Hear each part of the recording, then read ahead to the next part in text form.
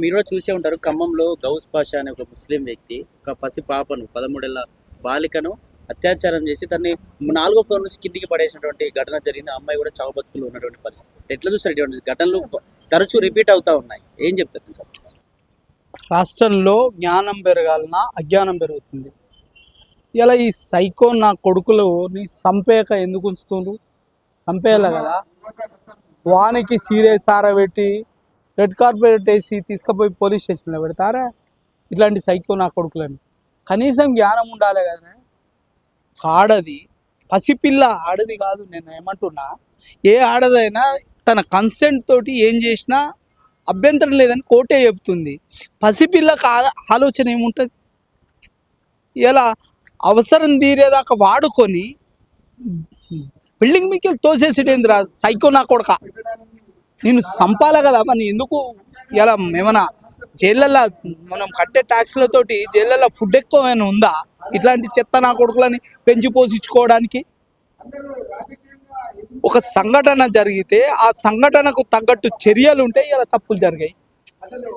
ఉందా అసలు రాష్ట్రంలో శాంతి భద్రతలు ఉన్నాయా? లేవు. ఉంటే ఇవన్నీ జరిగాయి. నడి రోడ్డు మీద మర్డర్లు, నడి రోడ్డు మీద మానభంగాలు, నడి రోడ్డు మీద అఘాయిత్యాలు. ఏందా ఇదంతా? ఇలా డీసీపీలు, ఏసీపీలు, వీళ్ళంతా సిపిలు పోయి క్లబ్బులల్లో విశృంఖల సంస్కృతి ఉంటే ఇలా వాళ్ళు పోయి కనీసం ప్రపంచానికి చూపెడుతుండ్రు. మరి చర్యలు ఏముంటాయో తెలియదు కానీ ప్రపంచానికి అయితే ఇట్లున్నది. మన తెలంగాణలో అయితే చూపెడుతున్నారు వాళ్ళు. ఇమ్మీడియట్గా యాక్షన్ ఉండాలి. చట్టాలు అవసరమైతే మార్చుకోవాలి.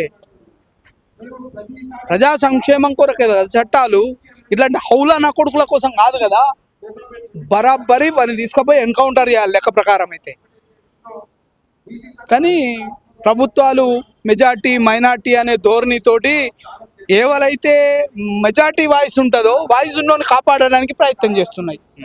అంతే కదా, అంతే కదా. అదే నువ్వు పేదోడైతే ఇమ్మీడియట్గా యాక్షన్ ఉంటుంది, ఏకాకి అయితే ఖచ్చితంగా యాక్షన్ ఉంటుంది. మరి మీకేమైంది అంటే ఉన్నోడైతే యాక్షన్లు ఉండయి, ఒక గుంపు ఉందంటే యాక్షన్లు ఉండయి. ఎవడైతేందా గుంజు గుద్దక ఏం మంచిది కాదు. యోగిని చూసి నేర్చుకొని చాలామంది ఏమంటారు తెలుసా, సన్నాసులు. ఈ సన్నాసులకు ఏం తెలుసు? మరి మీ సంసారులకు ఏం తెలుసు? ఏం పొడుస్తుండ్రు ఇవాళ మీ సంసారులు? మీరు పొడవాలి కదా. మీరు పొడిచిందేంతో తెలవాలి కదా ప్రపంచానికి. ఉత్తరప్రదేశ్లో గుండాలని చంపుతుంటే మేము అప్రూవల్గా మారిపోతాం. ప్లకార్డులు పట్టుకొని మమ్మల్ని మన్నించండి అని అడుగుతుండ్రు. అది కదా శాంతి భద్రతలు అంటే. కార్పెట్లు వేయరి, రెడ్ కార్పెట్లు, తర్వాత గ్రీన్ కార్పెట్లు వేసి మానభంగాలు చేయరి, మర్డర్లు చేయరి అని రాష్ట్రాన్ని అధోగతి చేయరి. ఎలా క్రైమ్ బ్యూరో ఇండెక్స్ మీల్లో కొట్టచ్చినట్టు కనిపిస్తుంది. ఇలా మహిళల మీద జరిగిన అగత్యాలు మనం 4వ 3వ స్టేజ్లో ఉన్నాం. మనం ఎవడి కావాలా అభివృద్ధి? యాగమైనా చేసే పరిస్థితులకు, భద్రత లేని పరిస్థితులకు ఎవరికి కావాలి అభివృద్ధి? ఏం చేసుకుంటాం? మీద పెట్టుకొని గిన పోతావా? మీరు ఉత్తరప్రదేశ్ ఎగ్జాంపుల్ చెప్తున్నారు. చేతిలోకి తీసుకోవాలి జరగాలి కదా. ఈ దేశంలో మారుతున్న పరిస్థితులకు అనుగుణంగా మూస చట్టాలు ఉండద్దు, కఠినమైన చట్టాలు ఇంకా మన బిఎన్ఎస్ యాక్ట్ అనేది కొత్తగా వచ్చింది, ఇంకా కఠినంగా రావాల్సిన అవసరం ఉంది. కన్నుకు కన్ను, చెయ్యికి చెయ్యి అన్న ధోరణి రావాల్సిన అవసరం ఉంది. క్రైమ్ చేయాలంటే ఒక భయం పుట్టాలి. ఇవాళ ఒక భయం అనేది పుట్టాలి. ఆ భయం లేకనే ఇలా బజార్లో గుడ్లు పెడుతుంది. ఇవాళ నన్ను ఎవడు వీక్తాడు? ఏళ్ల తరబడి కేసులలో పెండింగ్లో ఉంటాయి. ఆ కేసులు అయ్యే వరకు మేము చచ్చిపోతాం, లేదా కేసులని మేము నిర్దోషిగా ఎవిడెన్స్ అన్ని తారుమారు చేస్తాం. ఉన్న పోలీసు వ్యవస్థలో ఎవిడెన్స్ కలెక్ట్, ఒకరేమో కేసు ఫైల్ చేస్తారు, ఒకరు ఎవిడెన్స్ కలెక్ట్ చేస్తారు. ఒకదానికి పొంతన ఉండదు. కేసు డిస్పోజ్ ఆఫ్ అవుతుంది. ఆ పరిస్థితి దాపరించింది. ఇక్కడ చాలా మంది దోషులు నిర్దోషులుగా బయటికి వెళ్తుండ్రు. ఎవిడెన్స్ అనేది కరెక్ట్ ప్రాపర్గా కలెక్ట్ చేయక ఇలా దోషులు నిర్దోషులు అవుతుండ్రు. ఆ పరిస్థితి దాపరించింది.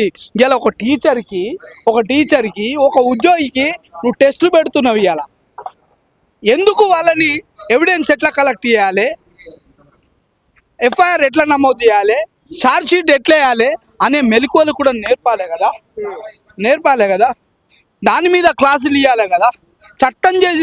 చట్టం అంటే నేరం చేసినోడు చట్టం నుంచి తప్పించుకోలేడనే భావన కలిగిపియాలి కదా. నువ్వు అది కలిపియకుండా అంటారు కదా, నాకు బాధ అనిపిస్తుంది. అంత వీక్ ఉందా పోలీస్ వ్యవస్థ? ఎస్ 100% వీక్ ఉంది కాబట్టి ఇవన్నీ క్రైమ్స్ జరుగుతున్నాయి. క్రైమ్ అంటే భయం పుట్టాలి, అది కదా. ఇప్పుడు ఆల్రెడీ ఇక్కడ గౌస్ పాషా అనే వ్యక్తి ముందు దాదాపు ఆయన చాలా మర్డర్ కేసులు, ఇంతకుముందు చాలా కేసులు కూడా ఉన్నాయట. అప్పుడే అతన్ని రిమాండ్ లోకి తీసుకుని ఉంటే అంతా జరిగేది అన్న. ఇప్పుడు ఈ అమ్మాయి అగత్యం జరిగింది. అందుకే చెప్తున్నా నేను, ఇప్పుడు ముందే పోలీస్ యంత్రాంగం అనేది ముందే జాగ్రత్త పడి ఉంటే ఈరోజు ఈ పరిస్థితి రాకపోతుండే. తప్పు చేసినోడే నాలాంటి బెదిరిస్తుండు. ఇలా నేను ఒక వ్యవస్థ ఇల్లీగల్గా నడుస్తుందని ఒక రిప్రజెంటేషన్ ఇస్తే నిన్ను సిపి సజ్జనార్కు పెట్టి లోపలేపిస్తా, నిన్ను వ్యవస్థల మీద నేను విజిల్ బ్లోవర్ యాక్ట్ కింద పనిచేస్తున్నా. నేను పనిచేసే నన్నే ఒక తప్పుడు వ్యక్తి బెదిరిస్తుండి అలా. ఎందుకంటే అధికార బలం ఉంది, రాజకీయ బలం ఉంది, అన్ని అండదండలు ఉన్నాయి. అట్లాంటిది ఒక దుర్మార్గుడు, ఒక కీచకుడు, ఒక నియంతకుడు, ఒక దుష్టుడు, ఒక సైకో నా కొడుకు ఇట్లా చేస్తుంటే నువ్వు చూసినావు కాబట్టి, చేష్టలు ఉడికిపోయి చూసినావు కాబట్టి పరిస్థితి దాపరించింది. అలా నువ్వు వాళ్ళకు భద్రత ఇచ్చి ఇవ్వాల్సిన అవసరం ఈ ప్రభుత్వానికి లేదా? నిన్ను ఎందుకు అనుకున్నాం? మాకు రక్షణగా ఉంటావనే కదా, మమ్మల్ని ఎల్లవెళ్ళ కాపాడుతావనే కదా. మరి ఇప్పుడు ఇలాంటి సంఘటనలు జరిగే క్రమం అనేది ఊహించలేదు చాలా మంది. ఇప్పుడు మనుషుల్లో మార్పు రావాలా, చట్టాల్లో మార్పు రావాలా? మనుషుల్లో మార్పు రావాలి, చట్టాల్లో మార్పు రావాలి. చట్టాల్లో మార్పు వచ్చినప్పుడు మనుషుల్లో మార్పు వస్తుంది. నేను అడుగుతున్నా, ఇట్లాంటి రేపిస్ట్ నా కొడుకులని కింది అంగం కట్ చేయాలి. ఇట్లాంటి చట్టం వస్తే ఇంకోసారి రేపు చేయడు. చేస్తాడా? ఆలోచన వస్తుందా? వాడిని చూస్తే ఇలా చట్టం అంటే నాకు విషయ అవగాహన ఉంది కాబట్టి నేను తప్పుడు పని చేయడానికి 100 రకాలుగా ఆలోచిస్తా. ఓకే, చట్టం అంటే భయం లేనోడికి ఎందుకు ఆలోచిస్తాడు? అత్యాచారం చేసిన ఆయనకి ఎడ్యుకేషన్ లేదంటారా? చట్టాలపై అవగాహన లేదంటారా? చట్టాలపై అతిగా అవగాహన ఉన్నోళ్ళు క్రైమ్లు చేస్తున్నారు, చట్టాలపై ఏమి అవగాహన లేని వాళ్ళు క్రైమ్ చేస్తున్నారు. ఇది ఇది ఇది ఇది ఇది సత్యం. ఇది అతిగా అవగాహన ఉన్నోడు తప్పించుకోవడం ఎట్లనో తెలుసు కాబట్టి తప్పులు చేస్తుండు. అవగాహన లేనోడు నాకేమవుతుంది, పోతే కదా అనే దురుద్దేశంతో చేస్తుండు. కానీ ఒక తప్పు జరిగితే ఆ తప్పుకు బలమైన కఠినమైన శిక్ష ఉంటుందని తెలిసినాడు ఖచ్చితంగా ఎవడైనా భయపడతాడు. చట్టం ఎవరికి చుట్టం కాదన్నాడు ఖచ్చితంగా భయపడతాడు.